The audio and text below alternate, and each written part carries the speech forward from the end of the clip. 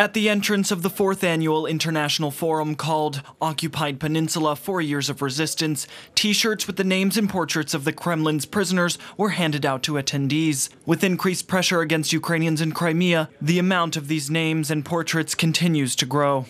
I am convinced that it's the Kremlin's consistent policy, repressive policy, which is carried out against Ukrainian citizens, and in Crimea, primarily against the Crimean Tatars. They are persecuted just because they don't welcome the occupying authorities.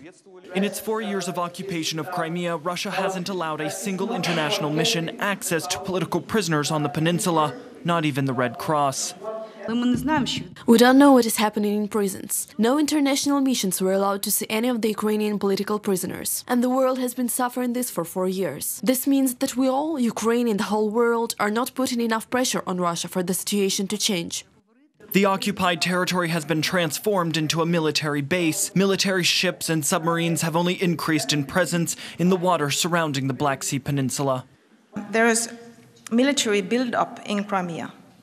We condemn Russia's ongoing and wide-ranging military buildup and express deep concerns regarding Russia's efforts and stated plans for further military buildup in the Black Sea region. And obviously, the alliance will be monitoring this development. Participants of the forum, the Occupied Peninsula, 4 Years of Resistance, are interested in the fate of the sanctions against Russia and whether or not they will be extended and strengthened. Speaking about strengthening sanctions against Russia was chairman of the Mejlis of the Crimean Tatar people, Rafat Chubarov. He believes that the global community should abandon Russian energy. The profit which Russia receives from the sale of energy carriers and from oil and gas is money spent directly on the war. This is why we should impose an embargo on Russian energy carriers for at least a year. Ukraine's international partners have reinforced that Crimea will continue to be a focus of attention and that sanctions will be prolonged. As long as Russia is not respecting international law and as long as Russia is not returning to respect the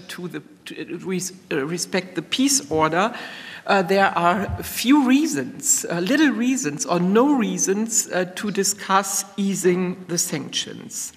Our position is clear. Crimea is Ukraine, and Crimea-related sanctions will remain in place until Russia returns full control of the Crimean Peninsula to Ukraine. Throughout the forum, there were demands to reject Russia's presidential elections in Crimea, which will be held on March 18th. In the coming days, an appeal to governments around the world will be considered in the Verkhovna Rada.